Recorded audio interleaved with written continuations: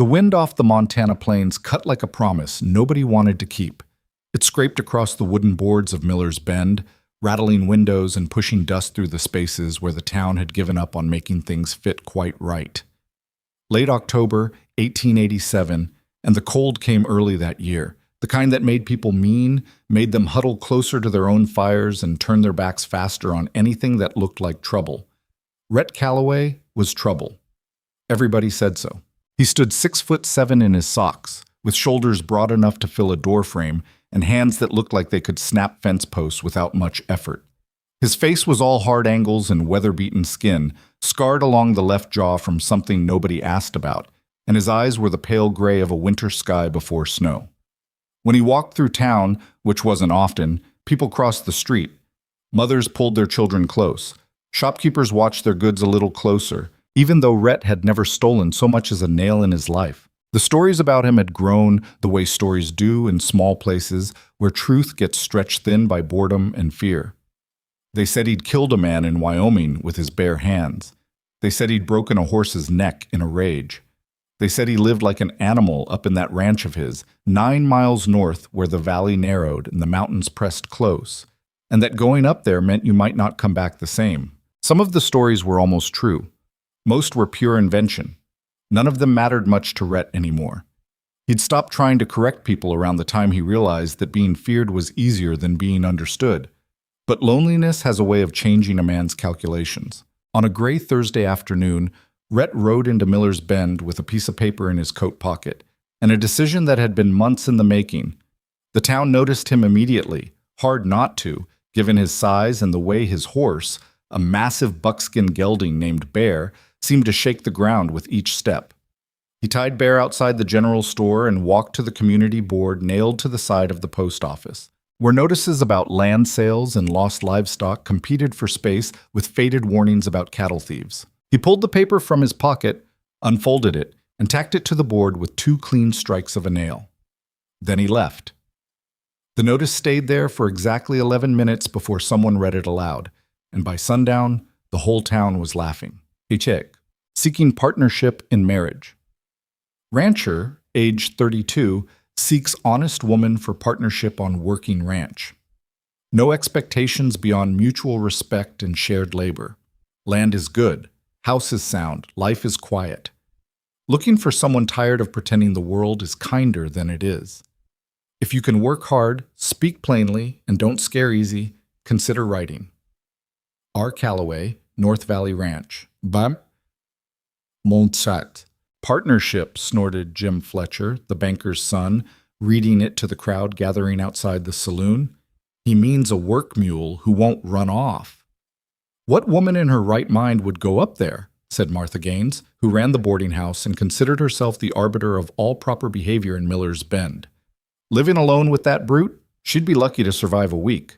Maybe he plans to eat her when the snow comes, added Pete Wilkins, the blacksmith, and the men around him laughed, the nervous kind of laughter people use when they're half afraid the joke might be true. The women were quieter but no less convinced. They gathered in shops and kitchens, shaking their heads over their sewing. Poor fool, they said. Any woman desperate enough to answer that notice deserved what she got. By Friday, someone had torn the notice down. By Saturday, a crude drawing of Rhett as a horned monster had been tacked up in its place. And by Sunday, when Rhett came back into town for supplies and saw what they'd done, he stood there for a long moment staring at the cartoon, his face showing nothing, before he turned and walked away. He didn't put the notice up again. Eliza Vale saw the original notice for about 90 seconds before it vanished. She'd been carrying a basket of bread from the bakery where she worked, 12 hours a day, 6 days a week, for wages that barely covered her room at Martha Gaines's boarding house. And she'd paused at the post office to check for mail she knew wouldn't come. She had no family left, no friends really. Nobody wrote to women like her. The notice caught her eye because of what it didn't say. It didn't promise love. Didn't offer romance or comfort or any of the soft lies men usually told when they wanted something from women. It said partnership. It said mutual respect. It said tired of pretending the world is kinder than it is. Eliza knew that tiredness in her bones.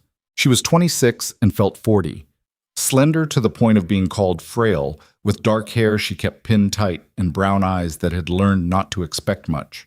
She'd been working since she was 12, when her parents died of fever and left her with nothing but a name and the clothes she wore. She'd survived by being useful, by being quiet, by never asking for more than the minimum. She'd moved from town to town, always one bad month away from complete destitution, always aware that the world had very specific ideas about what happened to women with no money and no protection. In Miller's Bend, she baked bread and kept her head down and tried not to think about the fact that this was probably what the rest of her life would look like. Mrs. Crenshaw, who owned the bakery, was 70 and mean as a snake. When she died, her son would take over, and he'd already made it clear he thought Eliza was being overpaid. Looking for someone tired of pretending the world is kinder than it is. She read that line 3 times before someone shoved past her and the moment broke. Later, when she heard the laughter in the streets, when she understood what everyone thought of that notice, she tried to forget about it. Tried to tell herself it was foolish anyway. The man was probably everything they said, dangerous, unpredictable, violent. But she couldn't stop thinking about that one line. And late at night, lying in her narrow bed in the boarding house while Martha Gaines's voice carried through the thin walls lecturing some other tenant about propriety, Eliza thought about the difference between safety and survival. She'd been safe her whole life, safe and hungry and alone. Maybe, she thought, there were worse things than danger. 3 weeks later, Eliza stood in the general store trying to stretch her wages across the coming week's expenses. She had 37 cents. She needed flour, salt, and lamp oil. The numbers didn't work no matter how she rearranged them. "You look lost, honey." She turned to find Anna Chen, one of the few people in Miller's Bend who'd ever been kind to her. Anna ran a laundry service with her husband and had the practical wisdom of someone who'd survived their own share of hardship. "Just calculating," Eliza said quietly. Anna looked at the items in Eliza's basket, then at her face, and seemed to understand everything in an instant. "You eating enough?" "I'm fine." "That's not what I asked." Eliza didn't answer. Anna sighed. "You ever think about getting out of this place?" "Every day. Don't have the means." "There's always means if you're willing to look hard enough." Anna glanced around, then lowered her voice. "You hear about that rancher's notice? The one everyone was mocking?" Eliza's heart kicked. "I saw it. Why?" "Because I know Rhett Calloway. My husband used to work for him, a few years back. And I'm going to tell you something nobody else in this town will. Those stories about him are mostly horse shit." Eliza blinked at the language. "He's hard," Anna continued. "He's been through things that would break most people. But he's not cruel. He's not violent unless you give him cause. And he works like a man trying to prove something to nobody but himself." She paused. "I think he's lonely. I think that notice was real. Everyone says, and everyone says a lot of things. Doesn't make them true." Anna met her eyes. "You're drowning here, Eliza. We both know it. Maybe you drown somewhere else too. But at least up there, you'd have land under your feet and a chance to build something. I don't even know where the ranch is." "North Valley, 9 miles up the mountain road. Can't miss it. Only ranch for miles." Anna squeezed her arm. "Just think about it. That's all I'm saying." She walked away before Eliza could respond. That night, Eliza ate a piece of bread for dinner and told herself she was thinking about it. By morning, she'd made a decision that felt less like courage and more like the absence of other options. She didn't tell anyone she was leaving. On a cold Monday morning, she packed her few belongings into a single canvas bag, left the key to her room on Mrs. Gaines's desk with a note saying she'd found other work, and walked out of Miller's Bend before sunrise. She couldn't afford a horse. She'd walk the 9 miles. The mountain road was rougher than she'd expected. It climbed steadily through pine forest, the air getting thinner and colder with each mile. Her boots weren't made for this kind of distance, and by mile 4 her feet were screaming. By mile 6 she was wondering if she'd made a catastrophic mistake. By mile 8 she was sure of it. What was she doing? Walking uninvited to a stranger's ranch based on a notice he'd probably forgotten about? He'd take one look at her, skinny, exhausted, desperate, and send her away. Or worse. She almost turned back, but she thought about Mrs. Crenshaw's bakery and the 37 cents and the rest of her life looking exactly like the last 14 years, and she kept walking. The ranch appeared just as the sun broke over the eastern peaks. It wasn't what she'd expected. The house was timber and stone, 2 stories with a wide porch and shutters that had been recently painted. The barn was massive and well-maintained. Fences ran in straight lines across rolling pasture where cattle grazed. Everything spoke of care, of attention, of someone who took pride in what they built. It didn't look like a monster's lair, it looked like a home. Eliza stood at the gate, suddenly aware of how small she was, how out of place. Her courage was evaporating fast. Then the front door opened. Rhett Calloway stepped onto the porch, and Eliza's breath caught. He was even bigger than the stories suggested. Massive shoulders, barrel chest, hands that could probably palm her skull. He wore work clothes, denim and flannel, and his expression was unreadable as he stared at her across the distance. For a long moment, neither of them moved. Then Rhett called out, his voice deep and surprisingly measured. "You lost!" Eliza's throat was dry. "No, I came about the notice." Silence. "What notice?" he said finally. "The one you posted, in Miller's Bend, about partnership." More silence. She watched his face, trying to read whatever was happening behind those pale gray eyes. "That was a month ago," he said. "I know, I'm sorry. She stopped, hating how weak her voice sounded. "I should have come sooner, or written. You walked here?" "Yes." "From town?" "Yes." He stared at her like she was a puzzle he couldn't solve. Then, slowly, he came down the porch steps and walked toward her. Each step made her more aware of the size difference between them. When he stopped, still several feet away, she had to tilt her head back to meet his eyes. "You read what I wrote?" he asked. "Yes."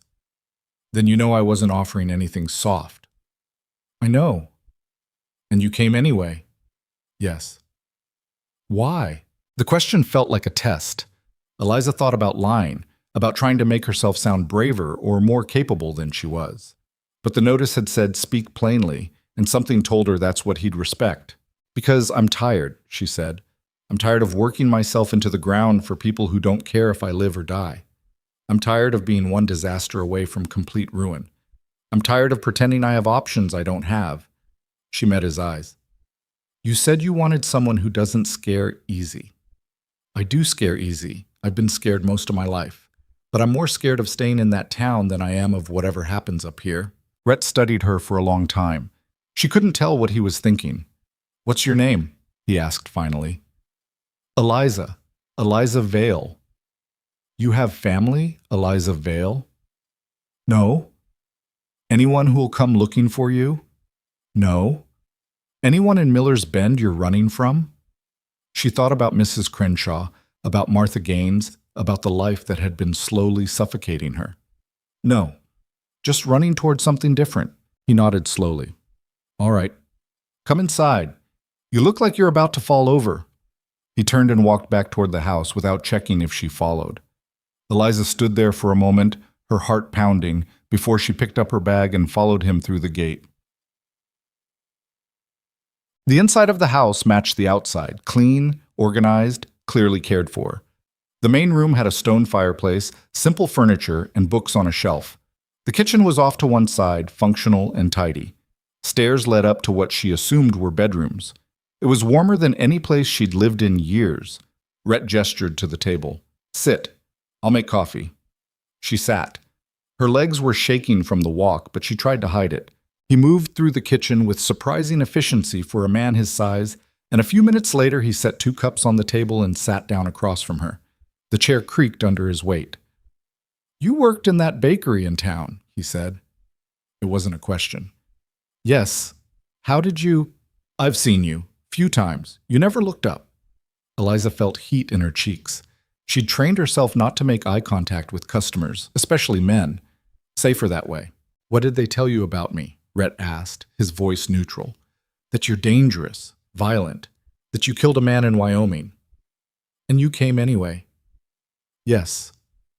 "Why would you believe I'm not those things?" "I didn't say I believed it. I said I came anyway." She met his eyes. "Are you those things?"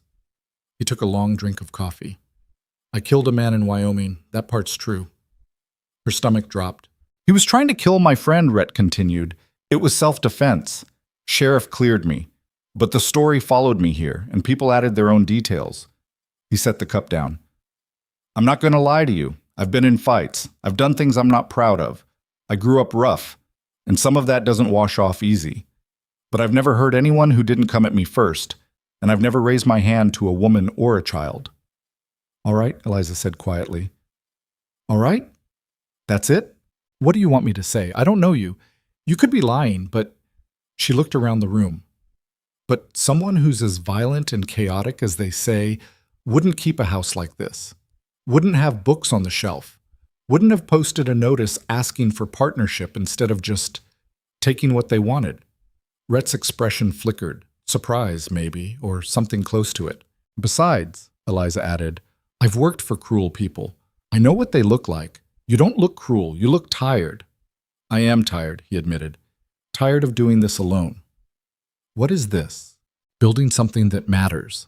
I've got 300 acres here. Good water, good grass. I'm running cattle now, but that's not the dream. The dream is horses. He leaned back. I want to breed working horses. Smart, strong, reliable. The kind ranchers and farmers need. But I can't do it alone. I need help. Real help. Someone who will work beside me, not for me. And that's all you want? A business partner? That's what the notice said. The notice also said marriage. Practical reasons. Legal protection for both of us. Share of the land. Makes things simpler. He met her eyes. I'm not looking for romance, Miss Vale. I'm looking for partnership. Someone I can trust to pull their weight and not vanish when winter gets hard. Eliza absorbed that. It should have felt cold, transactional. Instead, it felt honest. What would you need from me? She asked. Same things I do. Cooking, cleaning, maintaining the house. Help with the horses when that starts. Eventually managing books and sales, learning the land. He paused. And I'd need you to stay, not run off at the first sign of trouble. And what would I get? Roof over your head, food, half ownership of everything we build together, safety. He said the last word carefully, like he knew what it meant to her. I won't touch you unless you want me to. You'll have your own room, your own space. This would be a partnership, not a prison. How do I know you'll keep your word? You don't. Same way I don't know you won't poison my food or steal my horse and disappear. He shrugged. We're both taking a risk here. She looked at him, really looked at him. At the scars on his hands, the weathered lines around his eyes, the careful way he kept distance between them, even sitting at the same table. He was rough-edged and hard, but there was something steady underneath, something that didn't bend easy. I can work, she said. I'm stronger than I look. And I learn fast. I believe you. And I won't run at the first sign of trouble. Good. But I need one thing from you. What's that? Honesty. If something's wrong, if I'm not meeting expectations, if you regret this, tell me. Don't let it build. Don't let me wonder. She held his gaze. I've spent too much of my life trying to guess what people want. I can't do it anymore. Rhett nodded slowly. I can do that. They sat there in silence, the weight of what they were agreeing to settling between them. So, Eliza said finally, what happens now? Now you rest. Then we figure out how to make this work. He stood. I'll show you your room. We'll talk more tomorrow. She followed him upstairs. He showed her a small bedroom, clean, with a bed that looked more comfortable than anything she'd slept on in years, a dresser, and a window that faced the mountains.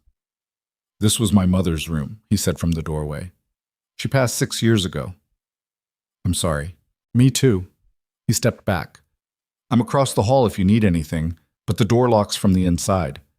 He was telling her she'd be safe, that he wouldn't come in uninvited. Thank you, she said. He nodded and left, closing the door behind him. Eliza sat on the bed, her body finally registering how exhausted she was. She'd walked 9 miles.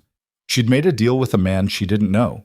She'd agreed to marry a stranger and build a life on a mountain ranch miles from anyone who might help her if things went wrong. She should have been terrified. Instead, for the first time in longer than she could remember, she felt like she could breathe. The next 3 days were an education in what partnership meant to Rhett Calloway. He woke before dawn and expected her to do the same. He cooked breakfast, simple but substantial, and ate in silence. Then he worked. He showed her the ranch, explained the rhythm of the days, the needs of the cattle, the maintenance that kept everything running.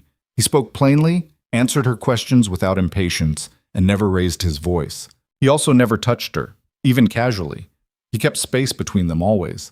If he needed to hand her something, he set it down rather than risk their fingers brushing. She noticed. By the third day, she was starting to understand the shape of him. He was disciplined to the point of rigidity, probably because he'd spent so much of his life being told he was out of control. He was precise with his words because he knew people misinterpreted him. He was gentle with the animals in a way that made her think he'd had to learn gentleness deliberately, like a language that hadn't come naturally. He was also desperately lonely. She saw it in the way he looked at her sometimes when he thought she wasn't paying attention, like he was still half convinced she was going to vanish, like her presence was something he didn't quite trust yet. On the fourth morning, over breakfast, he said, "We should talk about the marriage part." Eliza's heart kicked. "All right. I meant what I said. This is a business arrangement, but legally it needs to look real. We'll need to go to town, file papers, make it official." He looked uncomfortable. "I know that's asking a lot.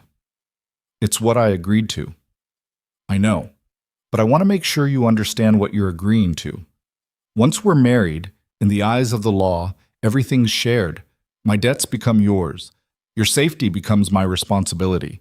If you change your mind later, leaving gets complicated." "Are you trying to talk me out of this?" "I'm trying to make sure you know what you're getting into." Eliza set down her coffee. "I know it's a risk. I know you're a stranger, but I also know I've never felt safer than I have these past 3 days. You've given me space, treated me with respect, and actually asked what I think instead of just telling me what to do. That's more than I've gotten from most people in my life." Rhett looked at her for a long moment. "You mean that?" "I mean it." Something in his expression shifted. Not quite a smile, but close. "All right then. We'll go to town Monday. Get this done proper." "The whole town is going to talk." "They already talk. Let them." She almost smiled at that. Pachaches. Monday came cold and clear. They rode into Miller's Bend together, Eliza on a gentle mare Rhett had saddled for her, and the town noticed immediately. Eliza Vale, the mousy bakery girl, riding beside Rhett Calloway like she belonged there. The whispers started before they even tied up the horses. They went to the courthouse first, filed the marriage certificate with a clerk who looked at them like they were both insane. Then to the land office, where Rhett added her name to the ranch deed. Then back outside, where a small crowd had gathered, not quite blocking their way, but close. "Eliza!" Mrs. Gaines pushed to the front, her face tight with disapproval. "What are you doing?" "Getting married," Eliza said simply. "To him? Are you out of your mind?" "Probably." She met the older woman's eyes. "But it's my choice. You'll regret this. He'll what?" Eliza's voice was sharper than she'd intended. "Treat me worse than the people in this town have, pay me less than I'm worth, make me feel small every single day, because that's what I had here, Mrs. Gaines. At least up there, I have a chance at something better." Rhett stepped closer, not threatening, just present. The crowd shifted nervously. "We're done here," he said quietly, "unless anyone has legal objection." No one spoke. They rode out of town with a marriage certificate in Rhett's saddlebag and the weight of every judgmental stare following them up the mountain road. "You didn't have to defend me," Rhett said after a mile. "Yes, I did. You're my partner now. That's what partners do." He glanced at her, and this time the smile was real. Winter came early and hard that year. By November, snow was 3 feet deep in places, and the world narrowed to the ranch, the animals, and the work that kept them all alive. Eliza learned to split wood, mend fences, and treat cattle for winter ailments. She learned to read Rhett's silences, to tell the difference between tired quiet and troubled quiet. She learned that he liked his coffee strong, hated waste, and had a dry sense of humor that caught her off guard sometimes. He learned she was tougher than she looked, that she had opinions about everything from horse breeding to fence construction, and that she sang quietly while she worked, old songs he half remembered from childhood. They weren't in love, but they were building something. One night in late December, a blizzard hit with enough force to shake the house. They worked together to secure the barn, check the animals, and bring in enough wood to last days if they got snowed in.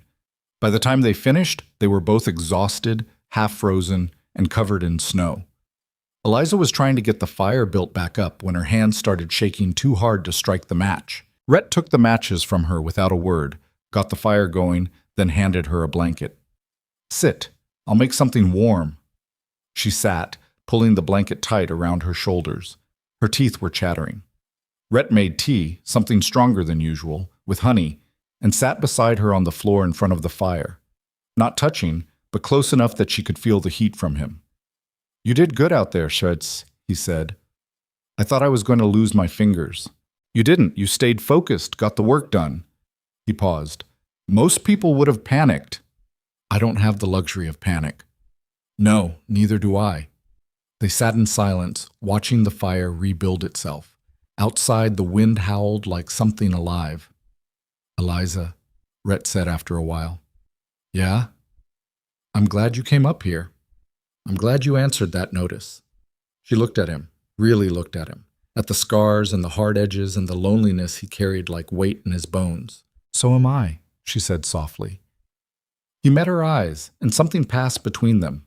Not romance, not yet, but recognition, understanding, the beginning of trust. "We're going to make this work," he said. "Yeah," she agreed. "We are." The fire crackled, the storm raged, and inside that house on a Montana mountain, two people who'd been told all their lives they didn't fit anywhere began to build something that fit them perfectly. By the time winter broke and spring crept into the valley, they'd established a rhythm that felt less like strategy and more like instinct. Rhett started talking about the horses in concrete terms, breeds, training methods, market research he'd been doing for years. Eliza started sketching plans for expanded pastures, a breeding barn, record-keeping systems. They worked shoulder to shoulder, and somewhere in those months, the distance between them began to close. Not physically. Rhett still kept his careful space, still slept across the hall, still never touched her without permission. But emotionally, something was shifting. Eliza noticed it first, the way her heart kicked when she heard his voice, the way she looked for him when he wasn't nearby, the way his rare smiles had started to mean more than they should. She told herself it was just gratitude, partnership, the natural result of surviving a Montana winter together. She was lying to herself, and she knew it. Rhett felt it too, though he'd have cut off his own hand before admitting it. He'd married her as a business arrangement, and he'd meant to keep it that way. He'd spent too much of his life being told he was too much, too dangerous, too rough for anyone to want him as more than a source of labor or fear. But Eliza looked at him like he was human. She argued with him about fence placement and horse breeds like his opinion mattered. She trusted him with her safety, her future, her life. And slowly, without meaning to, he'd started to fall. Neither of them said anything.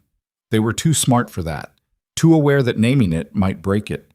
But the feeling was there, growing between them like something planted deliberately and tended with care. One evening in early April, they were sitting on the porch after a long day's work, watching the sun set over the western peaks. The air smelled like pine and snowmelt and new grass. "I've been thinking," Eliza said.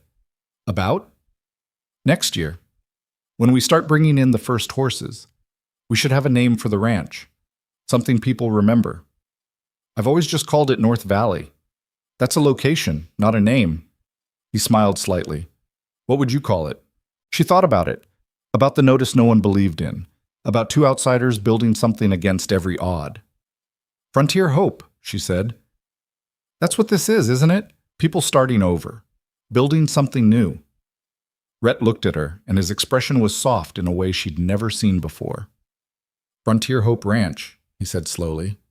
"I like that." "Yeah?" "Yeah." They sat in comfortable silence as the light faded and the first stars appeared. Eliza was aware of Rhett's presence beside her, solid and steady and real. "Eliza," he said quietly. "Yeah?" He hesitated, then said, "Thank you for staying, for believing this could work. Thank you for giving me a chance when no one else would. He looked like he wanted to say more, but the words didn't come. Instead, he reached out, slowly, carefully, and took her hand. It was the first time he'd touched her by choice. His hand was rough, calloused, huge compared to hers, but his grip was gentle. Eliza looked down at their joined hands, her heart pounding. "Is this all right?" he asked. "Yes," she whispered. "It's all right." They sat like that until the sky went dark and the cold drove them inside, and neither of them mentioned how reluctant they were to let go.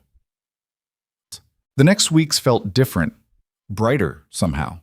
They were still partners, still focused on the work, but there was something else now, something tender and new that neither of them quite knew how to handle. Rhett started finding excuses to be near her, helping with tasks she could easily do herself, lingering over morning coffee, asking her opinion on things that had nothing to do with the ranch. Eliza caught herself smiling more, touching his arm when she passed, looking forward to the evenings when the work was done and they could just sit together and talk. They were both terrified they'd ruin it. One night in late April, Eliza was washing dishes when Rhett came up behind her, not touching, but close enough that she could feel his presence. "Eliza!" She turned. He was standing there looking awkward and determined, like a man about to do something that scared him. "I need to tell you something," he said. Her heart kicked. "All right." This wasn't supposed to happen. This wasn't part of the plan. What wasn't? Me feeling like this. About you. The world seemed to narrow to just the two of them. Feeling like what? Like you're not just my partner. Like you're more. He struggled with the words. "I know that's not what we agreed to. I know you came up here for safety and partnership, not whatever this is. But I can't keep pretending I don't feel it."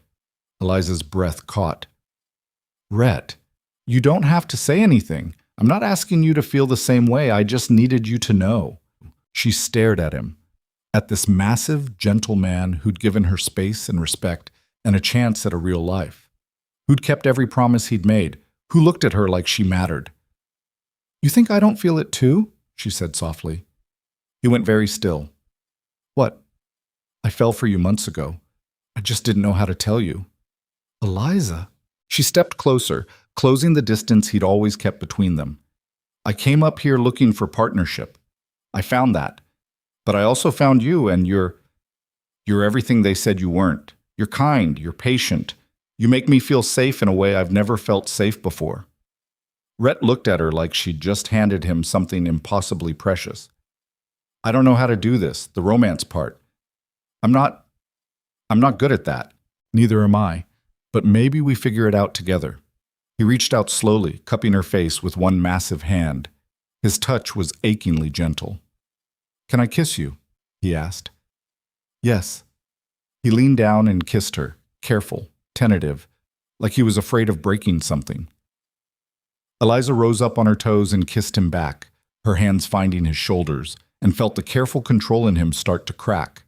When they finally pulled apart, they were both breathing hard. "So," Eliza said, trying to keep her voice steady, "I guess we're doing this." "Guess so." He smiled, really smiled, broad and genuine. "We're terrible at keeping things simple, aren't we?" "Absolutely terrible." He kissed her again, and this time there was nothing tentative about it. Outside, the Montana night settled over Frontier Hope Ranch, and inside, two people who'd started as strangers became something more. Something neither of them had dared to hope for when that notice went up on a board in a town that didn't believe in second chances. They had no idea what was coming. They had no idea that the fragile, beautiful thing they'd built was about to be tested in ways that would break most people. But for that moment, in that kitchen, with spring finally breaking through the mountain cold, they were happy. And that mattered. Spring turned the valley into something almost painfully beautiful. The snow retreated up the mountainsides, leaving behind meadows thick with wildflowers and grass that grew tall enough to brush against the horses' bellies. The creek that ran through Rhett's property, their property now, swelled with snowmelt and sang day and night. Everything felt new, scrubbed clean, full of possibility. Eliza woke every morning to sunlight streaming through her window and the sound of Rhett already moving around downstairs. She'd lie there for a moment, letting herself feel the strangeness of being happy before getting up and starting her day. The fear that it would all disappear, That she'd wake up back in that narrow room at Mrs. Gaines's boarding house took weeks to fade. Even then, it never fully left. Happiness, she'd learned, was something you had to hold carefully, like carrying water in your bare hands. Rhett felt it too, though he wouldn't have put it in those terms. He'd spent so much of his life being told he was wrong, too big, too rough, too much, that having someone look at him like Eliza did felt almost dangerous. Like if he acknowledged it too directly, it might vanish. So he showed her instead. In the way he brought her coffee in the morning before she asked. In the way he fixed the loose board on the porch she'd mentioned once in passing. In the way he touched her now, careful still, but with a kind of reverence that made her chest ache. They were learning each other, the geography of bodies and hearts, and all the broken places people carry. One morning in early May, Eliza was hanging laundry when she heard hoofbeats coming up the road. She turned, squinting against the sun, and saw a rider approaching. Her stomach tightened instinctively. Visitors were rare, and after living in Miller's Bend, she'd learned that unexpected company was rarely good news. Rhett emerged from the barn, his hand resting on the rifle he kept near the door. Not pointing it, not threatening, just present. The rider got closer, and Eliza relaxed slightly. It was Tom Harrison, a neighboring rancher from about 12 miles west. He was in his 60s, weather-beaten and lean, with a reputation for fairness that Rhett respected. "Tom," Rhett called out, stepping forward as the man dismounted. "Everything all right?" "Rhett," Tom nodded, then tipped his hat to Eliza. "Ma'am, sorry to come unannounced." "Coffee's on," Eliza said, "because that's what you did in Montana." "Come inside." They gathered around the kitchen table, and Tom wrapped his hands around the mug Eliza set in front of him like he was trying to warm something deeper than his fingers. "I'll get straight to it," Tom said. "I'm selling my herd. Moving back east to live with my daughter. My back's giving out, and I can't do another winter up here." Rhett exchanged a glance with Eliza. "Sorry to hear that, Tom, but I'm not in the market for more cattle." "I know. That's not why I'm here." Tom took a long drink. "I heard what you're planning, the horse breeding operation, and I wanted to say I think it's smart. This valley needs something beyond cattle and timber, needs people with vision." "Appreciate that," Rhett said carefully, "but I'm sensing there's more." "There is." Tom set down his mug. "Jack Brennan came by my place yesterday. You know Jack?" Eliza saw Rhett's jaw tighten. "I know him." "Who's Jack Brennan?" she asked. "Rancher down in the Southern Valley," Rhett said, his voice flat. "Runs about 1,000 head. Big operation." "He's been buying up land," Tom continued, "expanding, and he's not subtle about it. He made me an offer for my property that was generous enough to make me suspicious. When I turned him down, told him I'd already promised the land to my nephew, he got less friendly." "What did he say?" Eliza asked. "Said it'd be a shame if something happened to my herd before I could sell them. Said accidents happen, especially to old men trying to do young men's work." Tom's voice was steady, but Eliza could see the anger underneath. "Wasn't quite a threat. But it wasn't not a threat either." Rhett's expression had gone cold. "He's trying to control the whole valley. That's my read.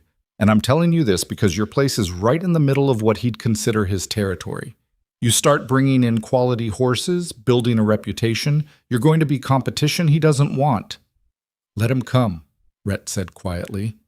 "Rhett," Tom leaned forward, "I've known Jack Brennan for 20 years. He's smart, he's connected, and he doesn't lose. You need to be careful. I didn't build this place by being careless." "I know that, but you also didn't build it with someone else to think about." Tom glanced at Eliza. "Just watch your back, both of you." After Tom left, Eliza found Rhett standing on the porch, staring out at the valley. She came up beside him, close enough that their shoulders nearly touched. "Tell me about Jack Brennan," she said. "Not much to tell. He's what Tom said. Big rancher, big ambitions. Doesn't like people who don't fall in line." Rhett's hands were gripped tight on the porch rail. "We had a run-in a few years back. Some of his cattle got mixed with mine during spring roundup. He accused me of theft. I proved they were his, returned them, thought that was the end of it. But it wasn't. He doesn't forget, and he's the kind of man who thinks being feared is the same as being respected." Eliza processed that. "Are we in danger?" "Maybe." Rhett turned to look at her. I won't lie to you. If we go forward with the horse operation, we're going to draw attention. We're going to be successful, and success makes people like Jack nervous, but I'm not going to let him dictate what we do with our own land. All right, Eliza said simply. Rhett studied her face. You're not scared? I'm terrified, but I'm also not going to let some bully decide how we live our lives. We've worked too hard for this. Something fierce and grateful flashed across Rhett's face. He pulled her close, wrapping his arms around her, and Eliza pressed her face against his chest and felt his heartbeat strong and steady beneath her cheek. We'll be careful, he promised, but we won't back down. Good, she said, because I didn't walk 9 miles through the snow to give up now. He laughed, a real laugh, surprised out of him, and kissed the top of her head. They held each other on that porch while the spring wind moved through the valley, and neither of them acknowledged the cold thread of worry that had woven itself into their happiness. 2 days later, they rode into Miller's Bend together. They needed supplies, and Eliza wanted to stop by Anna Chen's place to thank her properly for the push that had changed her life. The town still watched them with a mixture of fascination and disapproval, but Eliza found she cared less each time. Let them stare. She was building something real, and their opinions couldn't touch it. Anna was hanging laundry behind her house when they arrived. Her face broke into a wide smile when she saw Eliza. Look at you, Anna said, pulling her into a hug. You look alive. I feel alive, Eliza admitted. They sat in Anna's kitchen while Rhett went to place orders at the general store. Anna made tea and studied Eliza with the shrewd eyes of someone who missed very little. It's more than partnership now, isn't it? Anna said. Eliza felt heat in her cheeks. Is it that obvious? To someone who knows what to look for, yes. Anna smiled. I'm happy for you. Both of you. Rhett needed someone who could see past what everyone else sees. He's nothing like the stories. Most people aren't, but it takes someone brave to look past the stories and find the truth. Anna poured more tea. How's the ranch? Good. Hard work, but good. We're starting to plan the horse operation, bringing in the first breeding stock in late summer. That'll shake things up. Jack Brennan's not going to like competition. Eliza's smile faded. You've heard about him too? Everyone's heard about him. He's been expanding for years and he doesn't do it kindly. Anna's expression grew serious. Be careful, Eliza. Men like that don't like being challenged. We're not challenging him. We're just building our own business. To men like Jack, that's the same thing. They talked for another hour before Eliza met Rhett back at the general store. He was loading supplies onto their wagon, his expression thoughtful. What? She asked. Just heard something interesting. Jack Brennan's been asking around town about us, about the ranch, about our plans. That was fast. Word travels. He tied down the last of the supplies. The storekeeper said Jack seemed particularly interested in where we're getting our breeding stock, what kind of operation we're planning. Sounds like he's worried. Or preparing. Rhett helped her up onto the wagon seat. Either way, we stick to the plan. We do this right. Build slowly, establish our reputation. The ride back to the ranch was quiet. Eliza watched the valley roll past and tried not to think about the weight of someone else's attention pressing against the life they were building. Over the next weeks, they threw themselves into preparation. Rhett had been planning this operation for years, and he had contacts throughout the territory. He'd arranged to purchase 4 mares and a stallion, carefully selected bloodlines that would form the foundation of their breeding program. The horses would arrive in August, which gave them 3 months to finish the new barn, set up proper paddocks, and establish the systems they'd need. Eliza threw herself into learning everything she could about horses. She'd ridden before, basic stuff, nothing fancy. But breeding and training were different animals entirely. Rhett was patient, teaching her about conformation, temperament, bloodlines, the careful art of matching mare to stallion for the best possible offspring. It's not just about producing horses, he explained one evening as they reviewed breeding charts. It's about producing the right horses. Animals that are smart, sound, willing, the kind a rancher can trust with his life. That's a lot of pressure, Eliza said. It is. But if we do it right, we'll have buyers lined up for years. He traced a line on the chart. The key is reputation. First few years we're establishing that, proving we know what we're doing. After that, the business builds itself. And you think we can do this? Really do this? He looked at her, his gray eyes steady. I know we can. His certainty steadied something in her. They were doing this, building something that would outlast them, that would mean something. June arrived with heat that baked the valley and turned the creek sluggish.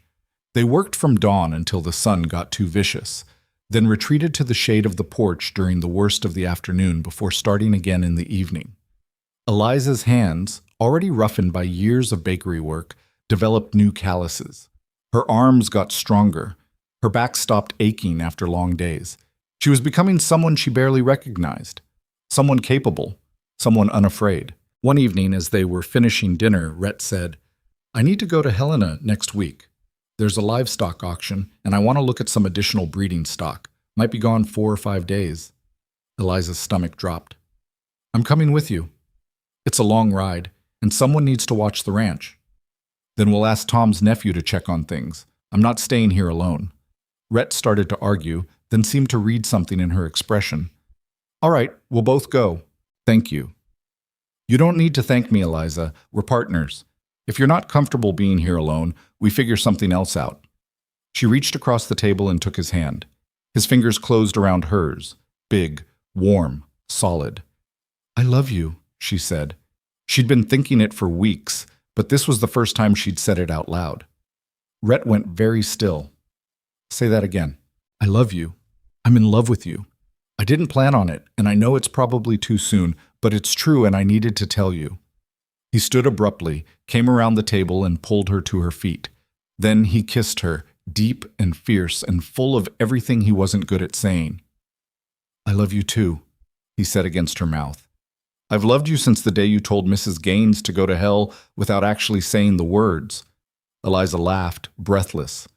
I didn't tell her to go to hell. You might as well have. It was beautiful. He kissed her again, and this time she let herself fall into it completely.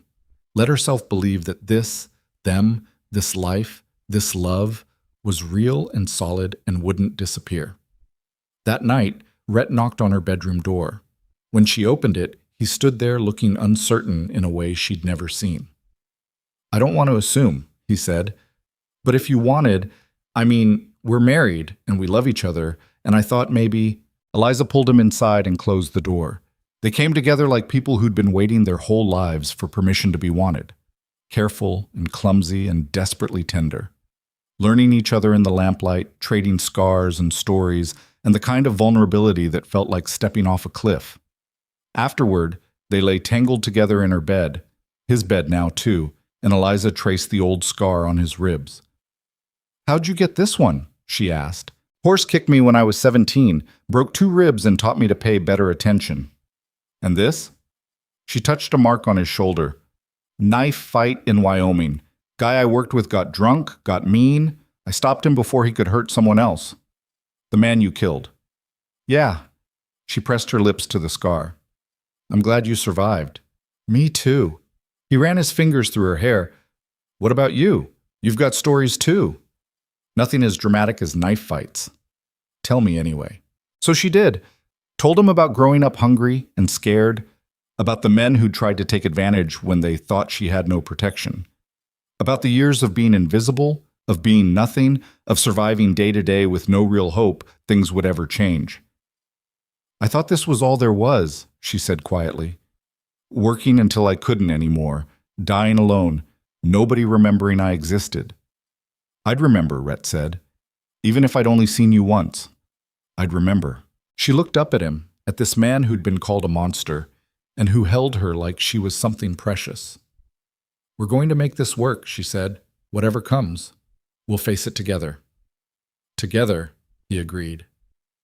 They fell asleep like that, wrapped around each other, and neither of them heard the rider pass on the road below or saw the way he slowed at their gate, studying the ranch in the moonlight before moving on. The trip to Helena took 6 days total. They rode together through country that got rougher and more beautiful the farther they went. At night, they camped under stars so thick it looked like someone had spilled salt across the sky. Rhett taught her to read the land, to spot water from a distance, to move through wilderness without leaving traces that would invite trouble. The auction was chaos. Hundreds of animals, buyers from across the territory, noise and dust, and the sharp tension of serious money changing hands. Rhett moved through it with focused precision, examining horses with an expert's eye, asking questions, making notes. Eliza watched him work and felt a surge of pride. He knew what he was doing. They were going to succeed. He ended up purchasing 2 additional mares, beautiful animals with good bloodlines and better temperaments. They arranged for delivery to the ranch in late August, along with the stock he'd already secured. On the ride home, Eliza said, 6 horses. That's a real operation. It's a beginning, Rhett said. Give us 3 years, we'll have 20. 5 years, we'll have 50 and a waiting list of buyers. You've really thought this through. Had a lot of time to think? A lot of lonely nights planning something I wasn't sure I'd ever actually do. He glanced at her. Having you here makes it real, makes it possible. We make it possible, she corrected. Together. They arrived back at the ranch on a Wednesday afternoon to find everything exactly as they'd left it. Tom's nephew had checked on things, left a note saying all was well. The cattle were fine, the house was secure. Nothing had changed, except Eliza felt different, stronger somehow, more certain. They unloaded the wagon, settled back into the rhythm of daily work. That evening, as they sat on the porch watching the sun drop toward the western peaks, Rhett said, I've been thinking about something. What's that? A wedding. A real one. Eliza turned to look at him. We're already married. Legally, yeah, but we didn't have a ceremony. Didn't celebrate it.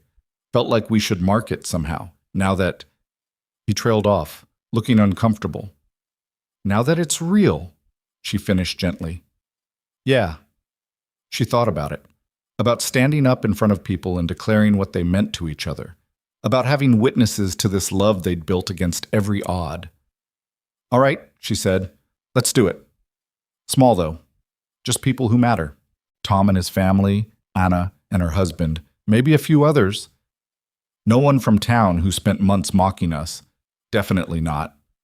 They planned it for late July, before the horses arrived and chaos descended. Anna helped Eliza find a dress. Simple white cotton, nothing fancy, but clean and pretty. Tom's wife made a cake. They set up on the ranch itself, near the creek where the water ran clear and fast. The day arrived bright and hot. About 20 people showed up, the ones who'd been kind, who'd believed, who'd given them a chance when everyone else had written them off. A traveling preacher passing through agreed to officiate. Eliza stood beside Rhett in her simple dress, her hand in his, and said vows that meant something this time.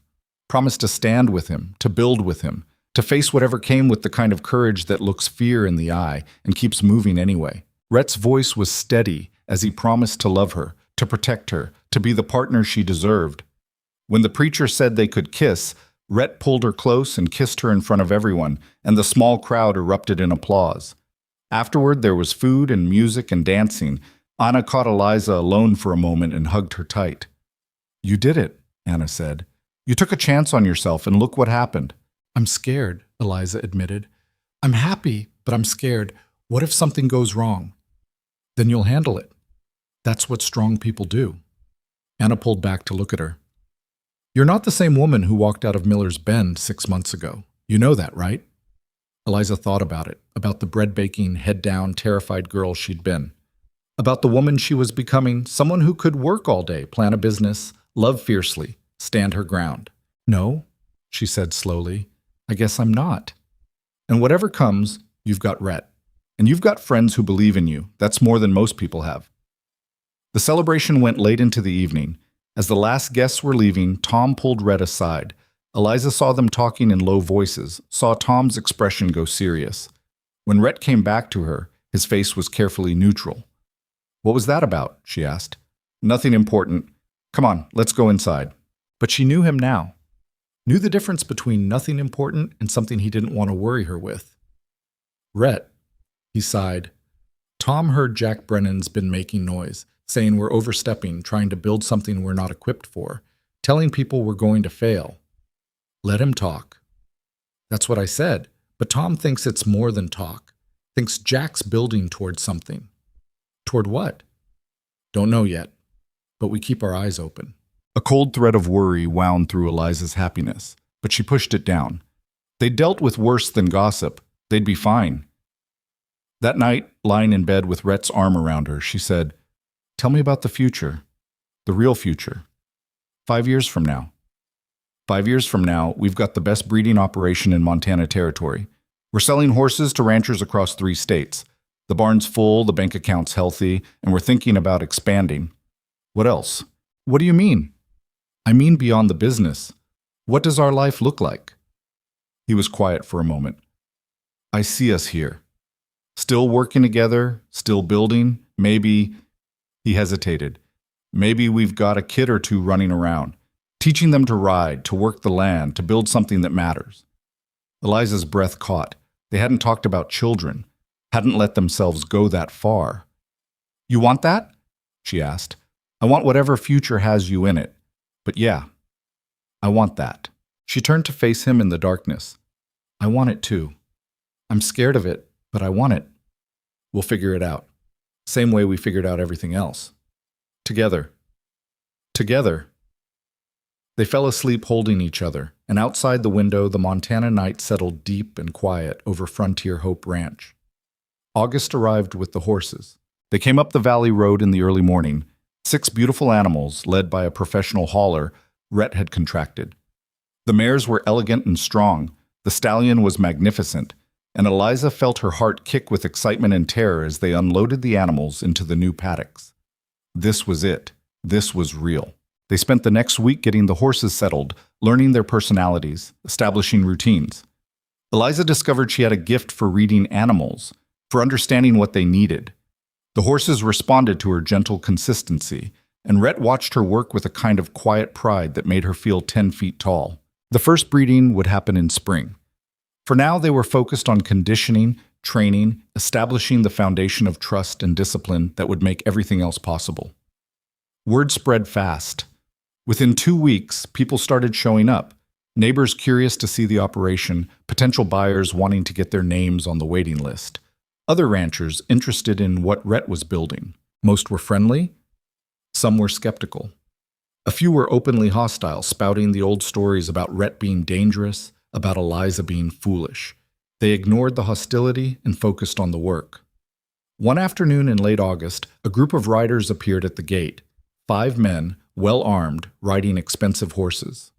The man in front was around 50, with silver hair and the kind of confidence that comes from never being told no. Jack Brennan. Eliza was in the barn when Rhett came to get her. His face was calm, but she could see the tension in his shoulders. Stay close, he said quietly. Don't let them separate us. They walked out together. Jack and his men had dismounted, were standing near the paddock looking at the horses with the kind of critical eye that was meant to diminish. Rhett Calloway, Jack said, his voice carrying that false friendliness powerful men use when they're pretending to be reasonable. Heard you were making moves. Jack? Rhett's voice was neutral. Something I can do for you? Just thought I'd come see this operation everyone's talking about. These the horses? They are. Jack walked closer to the fence and his men followed.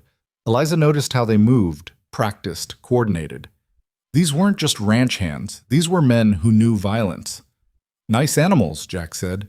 Little ambitious, though, don't you think? Horse breeding's a specialized business. Takes years to build a reputation. Easy to fail. We're aware of the risks. Are you? Jack turned to face them fully.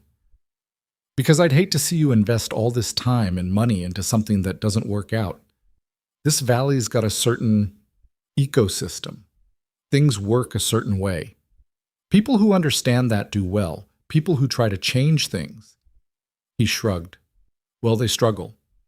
We're not trying to change anything, Eliza said, her voice steadier than she felt.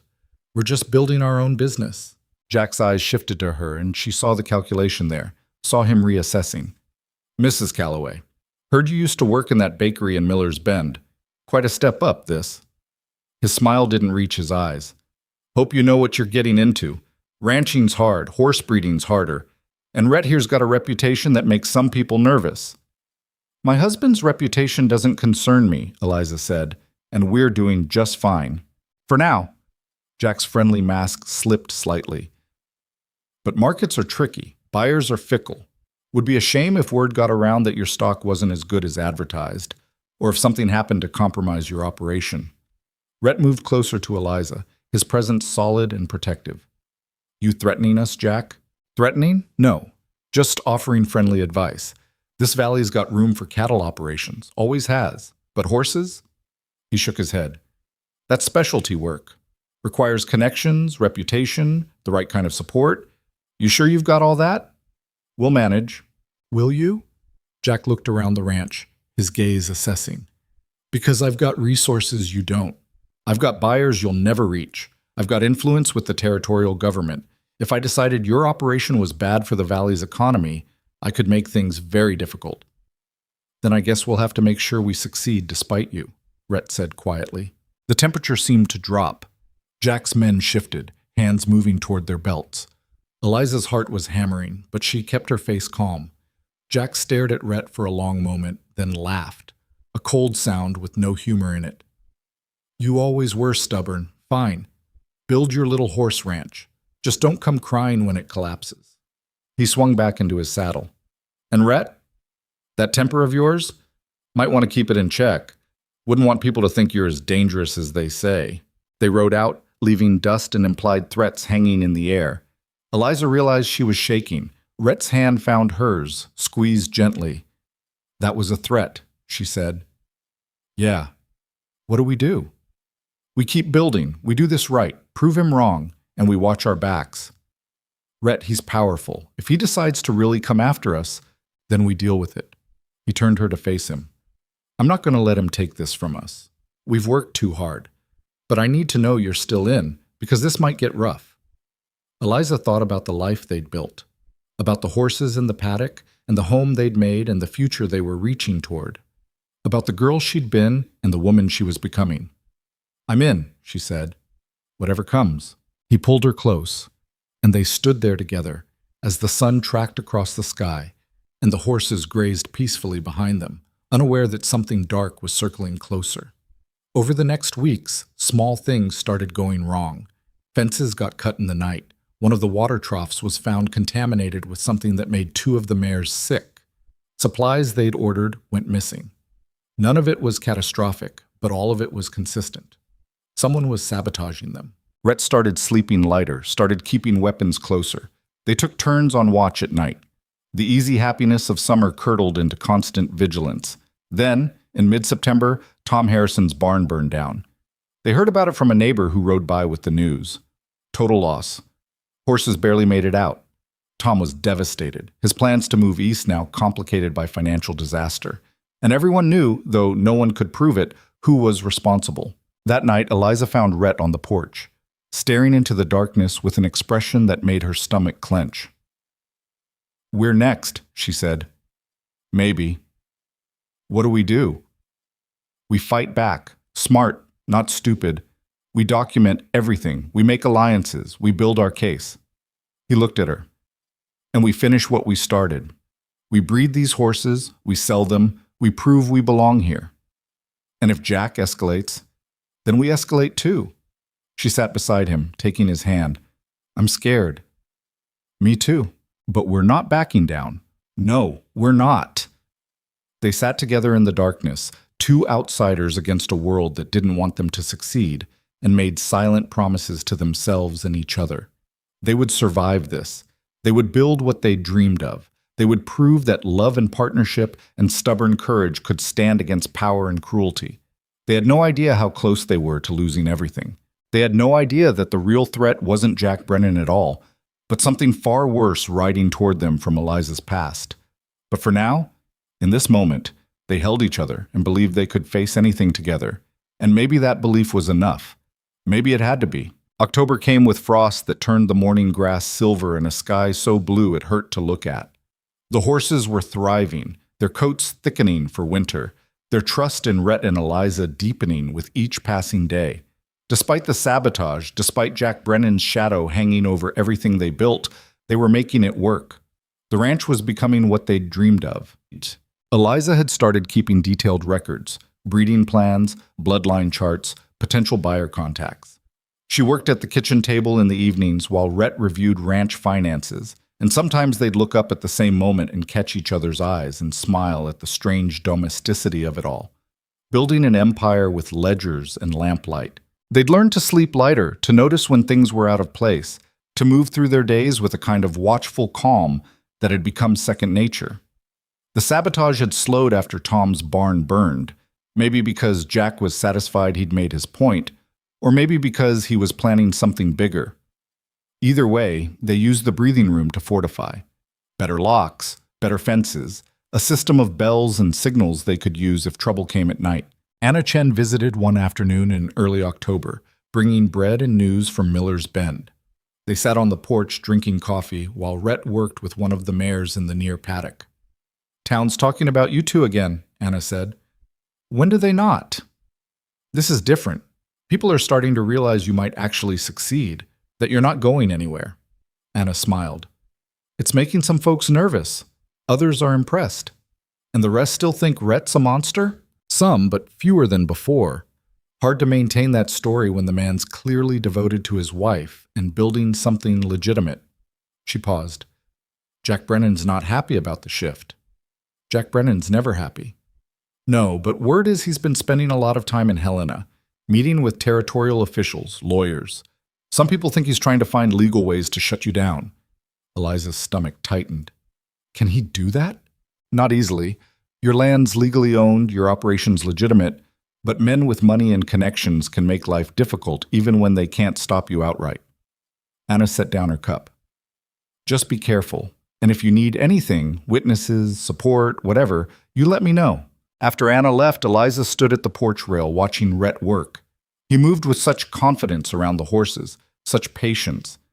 She thought about losing this, losing him, losing the life they'd built, and felt something fierce rise in her chest. She wouldn't let it happen. Whatever came, they'd face it. The stranger arrived on a Tuesday. Eliza was in the barn organizing tack when she heard horses outside. Multiple horses. Her heart kicked immediately.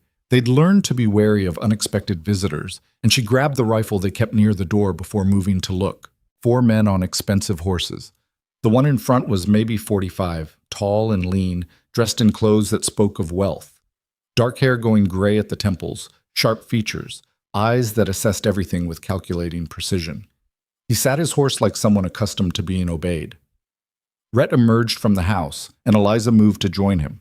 He glanced at her, at the rifle in her hands, and something passed between them. "Ready." "Help you, gentlemen?" Rhett called out. The man in front smiled, cold and controlled.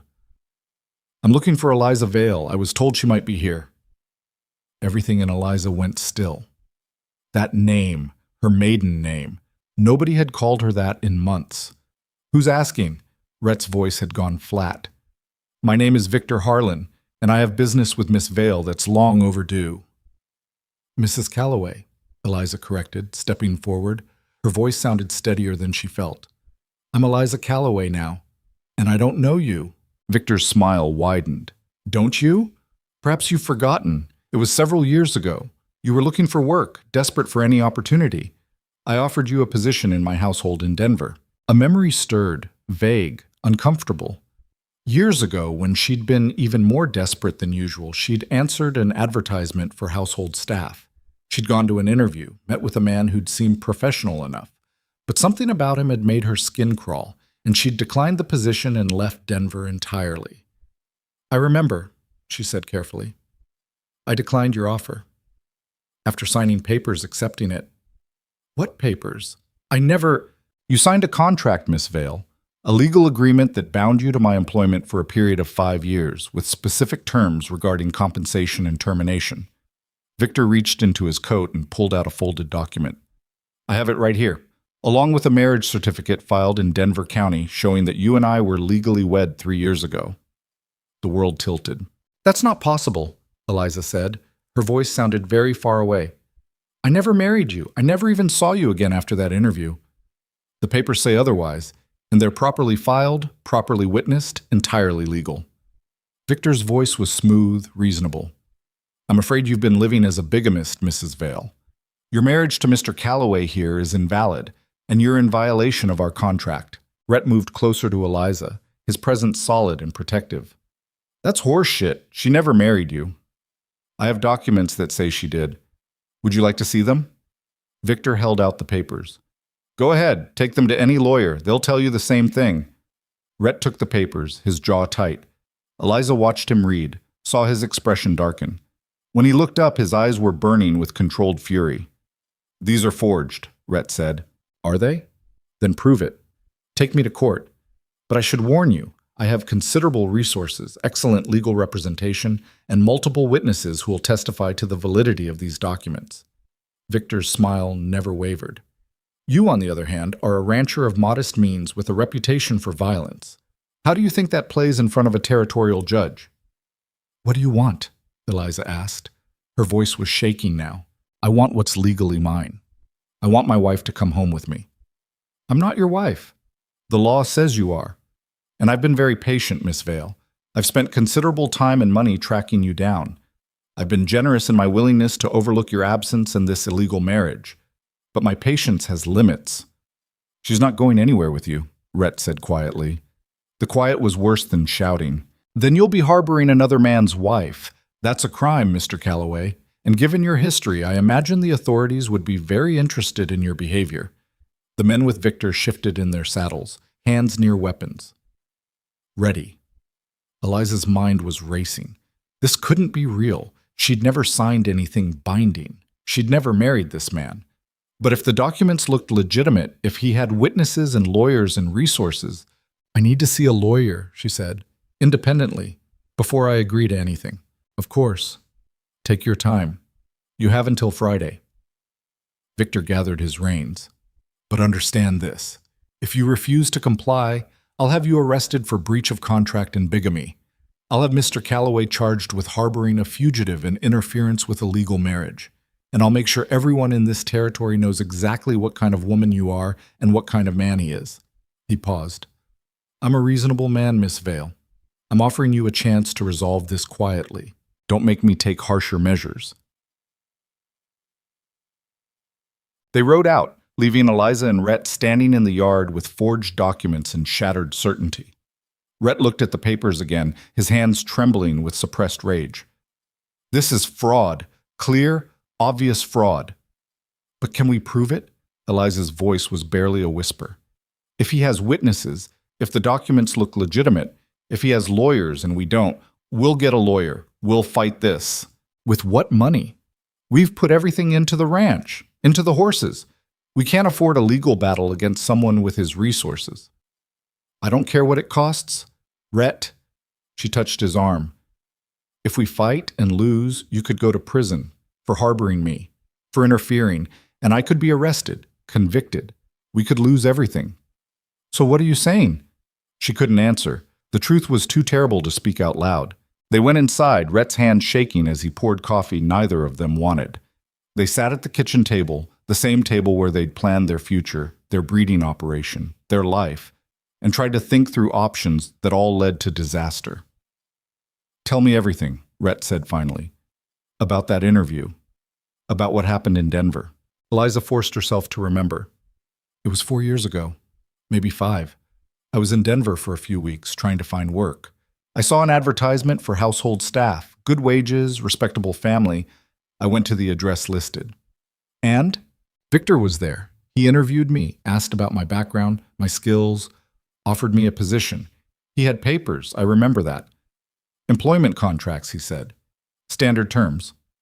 She pressed her hands to her face. "He wanted me to sign immediately. Said the position would be filled by end of day and I needed to decide. But something felt wrong. The way he looked at me. The way he asked if I had family. Anyone who'd notice if I left Denver." "What did you do?" "I told him I needed time to think about it. He pushed harder. Got angry when I wouldn't sign right there. I left without signing anything. Left Denver the next day." She looked at Rhett. "I swear to you, I never signed those papers. I never married him. This is all invented." "I believe you. But can you prove it?" That was the question that hung between them, heavy and suffocating. They spent the next 2 days trying to find answers. Rode to Miller's Bend to find a lawyer, but the only one in town took one look at Victor's documents and shook his head. "These look legitimate," the lawyer said. His name was Patterson, a thin man in his 50s with honest eyes that held genuine sympathy. "I'm not saying they are. I'm saying they look it. Marriage certificates properly filed. Contract appears legally binding. Witnesses are listed. But she never signed them. Rhett said. Can you prove that? Do you have documents showing where she was on the date of signing? Witnesses who can place her somewhere else?